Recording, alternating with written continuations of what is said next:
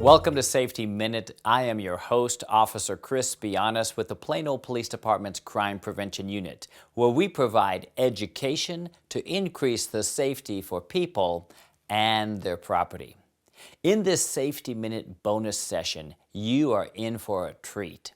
Today you will receive 2 invaluable strategies to increase your personal safety. Our guest is Plano Police Officer Mark Dawson.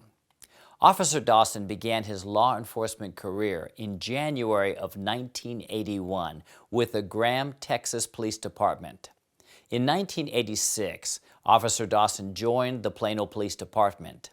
His assignments included patrol, professional standards, where he conducted internal affairs, hiring and background investigations, and spent 7 years on the SWAT team. He served as a firearms instructor, field training officer, and has facilitated the Citizens Police Academy, as well as many others. For the past 24 years, Officer Dawson has been assigned to the Crime Prevention Unit, delivering thousands of presentations to hundreds of thousands of people, and has been featured as a safety subject matter expert on numerous televisions and radio programs. Some career accomplishments and highlights include awarded 2019 Officer of the Year for the state of Texas by the Citizens Police Academy alumni, nominated Officer of the Year 5 times by the Plano Police Department, voted Employee of the Year for the City of Plano, which comprised 2,200 employees, Citizen of the Week for the entire Dallas-Fort Worth Metroplex by radio station KRLD, Media Reader's Choice Award, Best of the Best Police Officer by Citizens of Dallas-Fort Worth. Mark loves hanging with his best friend, his wife. He has 2 grown children who are former United States Marines, 3 granddaughters, and 1 grandson. Officer Dawson's favorite saying is, "No man in the wrong can stand up against a man that's in the right and keeps on coming." Let's join him now. Officer Mark Dawson, thank you for being our first guest on Plano Police Podcast. Chris, this is quite an honor. I know the time and the talent that you have on the Safety Minute. You have well over 100 now. And I know the podcast is going to take off the same way the Safety Minute is. It started as a little project, now it's ballooned into something really, really big. And I feel this podcast are going to do the same thing. And it's quite an honor to be your guest on the very first one. This is kind of cool. Well, I try to think of who would be the best person, and Mark Dawson was the first and only person I thought of. So I want to ask you first, Mark, can you tell the listeners and viewers something about you that they may not know? I have a couple of passions in my life. One of them is golf. I didn't say I was good. I said it's a passion. I like golf, but what I really like is music. I like to play guitar. I love to play guitar. I play blues, classic rock blues.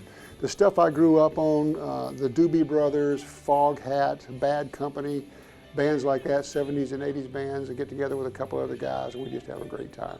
I've heard you play, and you also helped my son get started for his love of guitars, and he ended up being a blues lover like Mark Dawson.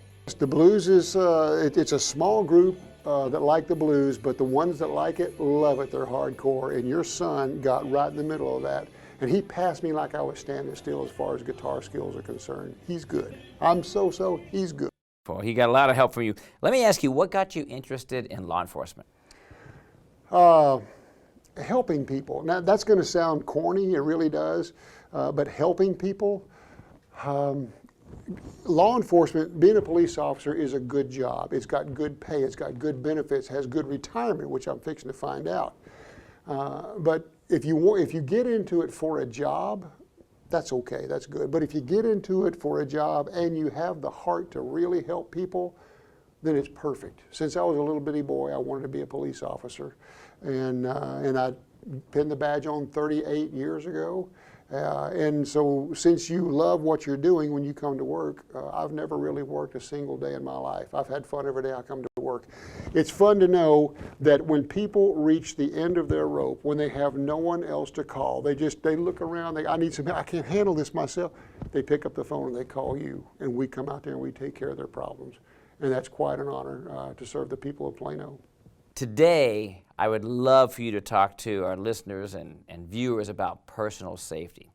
What's your thoughts on personal safety? Personal safety is one of our most popular topics here. We do active shooter, workplace violence, identity theft, burglary prevention, drug prevention, peer pressure, social media, but personal safety has always been one of the big ones here. I build my personal safety talk on two pillars. Number one, listen to your gut. We all have that gut instinct. And number two, have a plan just in case something goes wrong. What do you mean by listen to yourself?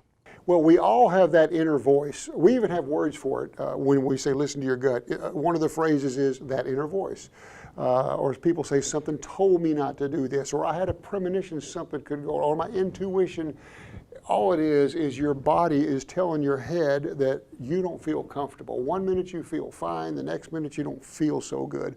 An example of that, when it's dark, when you're home and it's dark outside, you have a lot of open windows in your house, no blinds or no covering on them. When it's dark outside, 9 p.m., and the lights are on inside, outside, when you walk past those windows, it's just a dark black hole that you can't see on the other side. And you think somebody could be out there on the other side of that window looking at me, and I never even see them.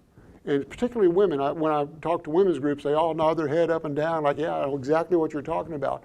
Well, that's an instance that your gut is telling your head, I don't like this. This bothers me.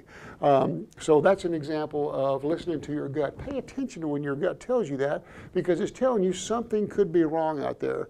Another example, if I could use the women as an example again, when they're driving down the street in a multi-lane street, 3 ways this way, 3 ways that way, and a car is fixing to come up and pass them, but it doesn't. It comes up and then just matches their speed, and now they're driving the same speed limit down the street. The women kind of start looking sideways, and I mean, why didn't this car? So they get nervous. They look over there, and there's a guy driving the car, looking at them and checking them out. And it makes the women nervous. And I ask women when I talk to them, I say, does this take several minutes or just a couple of seconds like that for you to go, ooh, I don't like this? And they all say just a couple of seconds. They want to slow down or speed up or change lanes and break contact with that. That's another example of your gut talking to you. God put that inside you. We all have that. You can't be a police officer for more than 2 weeks before you come to realize that you are your best friend. When my gut tells me something's wrong, it is. The difference between law enforcement and the general public out there, when you and I get that gut feeling like something could be wrong, we act on it immediately. We say, hey, something could be wrong, give me backup, send me another unit, go to the last place where I was safe, get back in the car. But the general public doesn't. Their gut tells them something is wrong, and they go ahead and they go against it anyway, because they kind of chastise themselves. I'm being paranoid, or this is silly, or I hope nothing's going to go wrong, it never has, and they just step out on a leap of faith, like walking across a dark parking lot. You know, there's a van idling over here, there's a couple of guys over here standing by a dumpster, a guy smoking a cigarette over here, and it's dark, and their car is out there, and they just get nervous. And where you and I would do something about that, I would just wait for a group of people to leave the mall, and I just kind of walk beside them, you know, like I'm part of their group, or I'd call mall security. I mean, there's lots of options available. But when your gut tells you, don't do this, they do it anyway, and we get in trouble. Sometimes people are accosted at parking places. I know that in my seminars I talk about transitions. When you're leaving your vehicle and walking to the building, or vice versa. So what can you tell them about things like that when they're parking and they're going to walk into a store or they're coming out of a store? Do you have any advice for their personal safety? Certainly. First of all, walk with confidence. Walk with an attitude. If I was a bad guy and I was looking at some girl, and her response when she sees me looking at her is going like, oh my goodness, I hope he doesn't, you know, and you just kind of curl up in your little world right here and you kind of walk away here trying to avoid him. she's displaying to the bad guy that, you know, you got me anytime you want me. I'll do anything you want me to. I'm afraid, I'm scared right now. Just please just leave me alone. It's almost like the ostrich sticking his head in the dirt, you know, like if I don't see you, you don't see me. And that's displaying the wrong type of attitude. Versus standing up tall, getting off your cell phone, paying attention to what's going around you, keep your head on a swivel like this, and if you see somebody looking at you, look at them dead in the eye like this, and you keep walking to your destination, be it the car or the mall, and then you turn around, you look at them again, and then you look at your car, then you look at them again, and you walk and you look at them again, and I'm telling them that I see you seeing me, you understand me, and I'm up and I'm out and I'm looking around, and those people, the bad guys, will avoid me. They're looking for the little timid one that just, oh, like this. And so pay attention, especially when you get close to your car with your keys out. Have your keys out ready to enter your car. Now, you mentioned like making that eye contact and I see you. Some people are afraid to, I've talked to ladies and they might think, well, if they do that, they might be inviting conversation or the person might think they're open to being approached. But you're saying it gives them another message. Well, if you're looking at the bad guy and he thinks that this is an invitation, I mean, if you're looking at him and start walking toward him, then yes, I'd feel the same way. If I was a bad guy, so, well, hey, here she comes. This is going to be easy, even easier than I thought. But you look at him with that about a half scowl like this and look at your car and look at him, you're displaying to him, this is my destination. You're not coming up to me. You're not going to sneak up on me. I may be pushing a baby carriage or a shopping cart. I may have my purse right here, but not on the cell phone. Your keys are out, your head's on a swivel like this. The first thing your eyes pick up is movement. The second thing is color. The lighter the color, the quicker you pick it up. But the first thing is movement. So when you see a head moving in a car or a guy walking over here, you immediately pick it up. Pay attention to that. I'm not trying to make you a Navy SEAL or make you Rambo. I just want you to be aware of your surroundings. You hear that all the time. But that's all we preach here in crime prevention is be aware of your surroundings. See what's going on around you. You can't do that talking on the phone and doing this and having kids. Drives us crazy. Before I go on to your second topic, anything else that you think you want to add to listen to yourself? Well, people justify fear. That's an odd phrase here. My dad has a ranch, and he has people that come out and they want to shoot coyotes and deer and whatnot. And if you were to take one of Daddy's hunters and put him in the middle of his ranch and give him a rifle, you can pretty much draw a 100-yard circle around that person carrying a rifle, and there will be no deer inside that circle, or no coyotes, or no raccoons, or no possums, no turkeys, no bobcat, nothing. Because an animal looks at a man with a rifle and says, I've seen this before, this is dangerous, I'm out of here. That's why you have to hunt them. That's why you got to hunt them. Versus people. That coyote says, I see this, it's dangerous. People says, I see this, it's dangerous, but I'm going to do it anyway. Like I said, we're the only creatures on the planet that justify fear. You can learn a whole lot from a coyote, from the animal kingdom. When their gut tells them something wrong, it is, and they immediately act on it. We don't. We just hope nothing's going to go wrong, and then it does. That's a great, great tip, that if they feel something, they sense something, listen to yourself. When you feel like, trust it and get out of there, like that coyote. All right, Mark, what do you mean by have a plan? Well, have a plan in case something goes wrong. We define the word panic. The law enforcement community defines the word panic as this. It's your reaction in a stressful situation with no training. If you haven't trained to deal with a situation and something comes up and surprises you, your reaction is panic. You just go, and that's it. Something bad happens, and that's your reaction, because you haven't thought, well, hey, if this happens, what should I do? So there again, I'm not trying to make you a Navy SEAL, but be aware of your surroundings, and if you can think about it, you can defend for it. I had a good friend of mine, Officer Bianez, tell me that if you can't imagine it, you can't defend against it. So have a plan.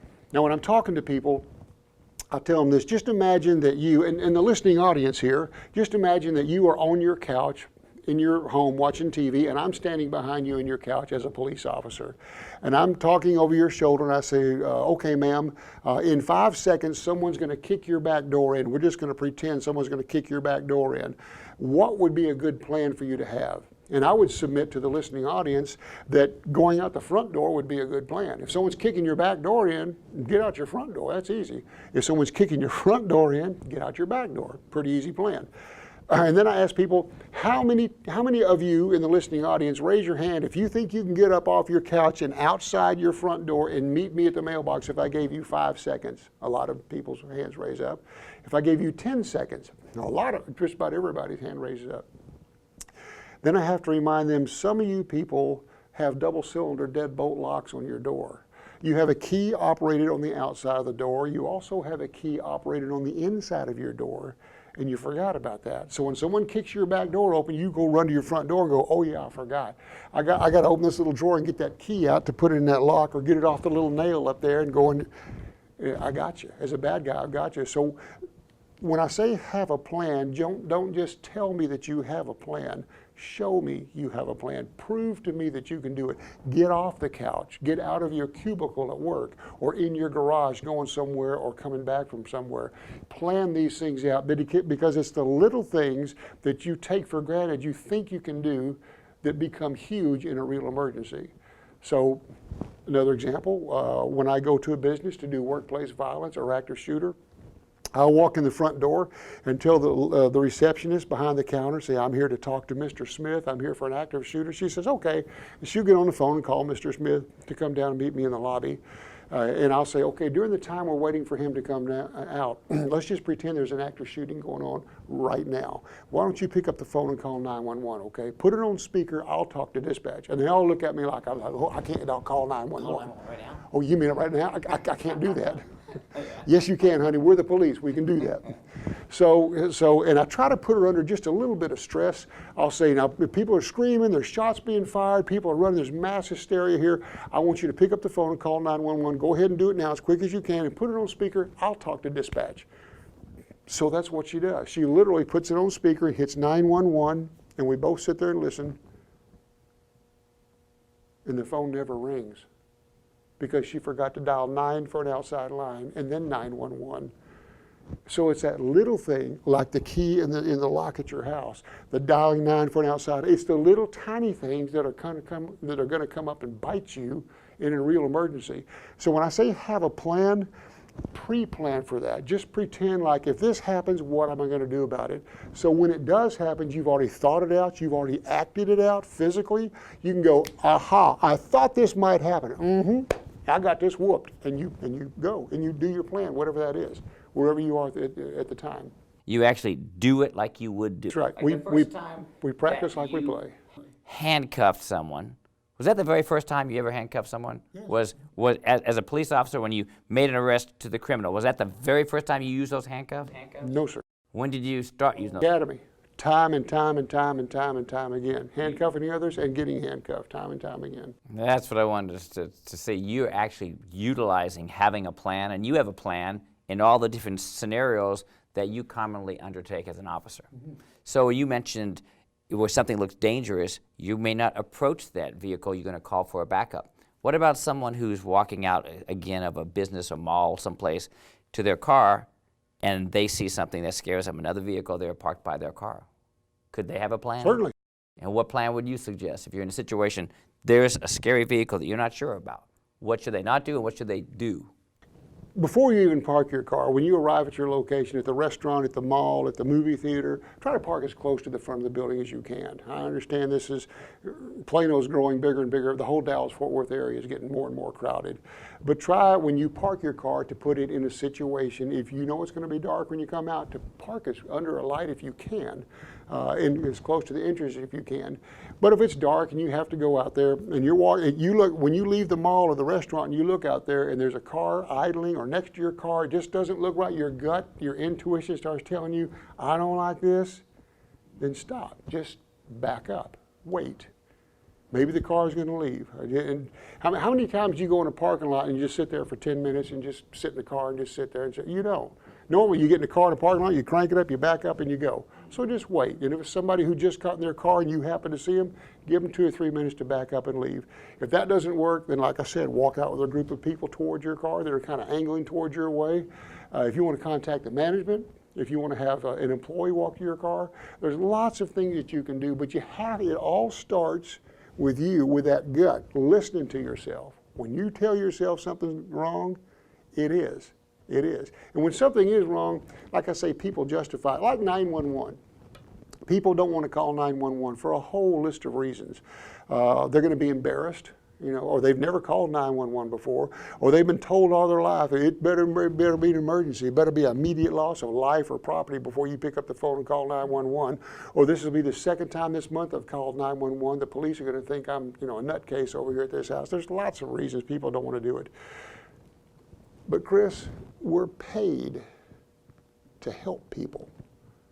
We're paid to help people. We protect people first and property second. We're paid to help people. If you're in trouble, if you think you need the police and you don't call 911, and I don't want to sound tacky here, I don't want to sound bad, because I love the public that I work for, but if they need me and don't call me, that's their problem. It's not my problem, because when they call 911 in Plano, Texas, we're coming. We're going to be there. We're going to be, and the hotter the call it is, the bigger the deal, the faster we're going to get there. We prioritize our calls. So if you think you need 911, go ahead and call. Have an officer come out there. What you think might not be that big of a deal might be a big deal. The example we talked about earlier about the lady walking across, getting out of the mall, and there's a van over here, and the guy standing over here, and the cigarettes over there. If she calls 911, nobody to walk her out there, there's no mall security, there's nobody, it's just dark, and she's afraid, then this is what we do. You pick up the phone, you say, hey, I have a suspicious circumstance here. This is where I am. I got a car over here, got some people over here. I don't feel good about this. I've heard Mark Dawson or Chris Bianez or someone from the crime prevention unit say that if it feels bad, it is bad. I need some assistance here. Dispatch will say, where are you? What kind of clothes you're wearing? Where, blah, blah, blah. We'll get some directions where you are. And in a few minutes, you'll see a big old black and white Tahoe drive slowly through that parking lot looking for you. And when that Tahoe gets on that parking lot, you'll be amazed how many times that van idling out here just drives off. These people over here by standing on the street light by your car, they just fade into the dark. This guy over here smoking a cigarette, he puts it out and he vanishes. All because that black and white came on that parking lot. Now, if they had business there to start with, when the police arrived, they wouldn't care. I'd stick around here. But the very fact that they took off ought to tell you something. Your gut paid off right then. It paid off. So listen to that. And then the officer's going to pull up to you, and you're going to say, hey, I'm so glad you're here, because I really got nervous. I had a friend of mine in a similar situation, and she was, knocked in the head and robbed and blah, blah, blah, blah. But and the officer's going to say, that's fine. It's what I'm here for. It's what we get paid for. There again, we are public servants. Yeah, Mark, I've heard you in your program say it's important how you ask for that when you make that call. Because if they called and said, can I get an escort? Can you talk about what they should say? Well, if you call the police department and say, I'm at Willow Bend Mall on the first floor by the so-and-so entrance, and my car's out there, I need an escort to my car. Dispatcher is going to say, if you need an escort, call a taxi or something. That's not what we do. We don't provide escorts. We don't get people in the car and run them to the mall and run them to the 7-Eleven. And we're not that kind of service. We're a law enforcement service. So I tell people to use the S word if they need help. If they think they need help, they're listening to their gut. And the S word is the word suspicion. And describe why you called 911. You get on the phone, you say, hey, I don't feel comfortable walking across the parking lot. It's dark out there. There's some suspicious people hanging around over here, hanging around my car. It really makes me nervous. I don't like this, and if there's an officer in the area, could you have him just swing by here? If he just drives through the parking lot, that's good enough for me. I can walk to my car. I just want a big visual police presence here on this parking lot. So don't call us up and ask for an escort. Call us up and tell us that there's describe what you see. Suspicious circumstances, suspicious vehicle, people, activity going on. And when you call the police and tell them that, being in law enforcement, our little ears perk up, like a little chihuahua when you use the word suspicion to a police, we go, oh, what you got? Let me go over here and, you know, pull up on my white horse, you know, my little damsel in distress outfit and go rescue the public. You know, that's what we do. We love it. Hey, so Mark, Plano is a real healthy place. We've got jogging trails. And what about, like you mentioned, having a plan? And I almost think of this as a signature story that you tell about the jogger who had a plan and it made a difference. Would you mind sharing that with the listeners? Yeah.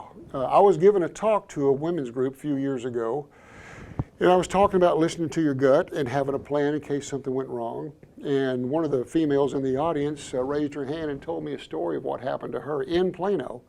And I was so blown away by her story, I thought, wow. And most of the time, just about every time I give a personal safety talk, I end it with this story here.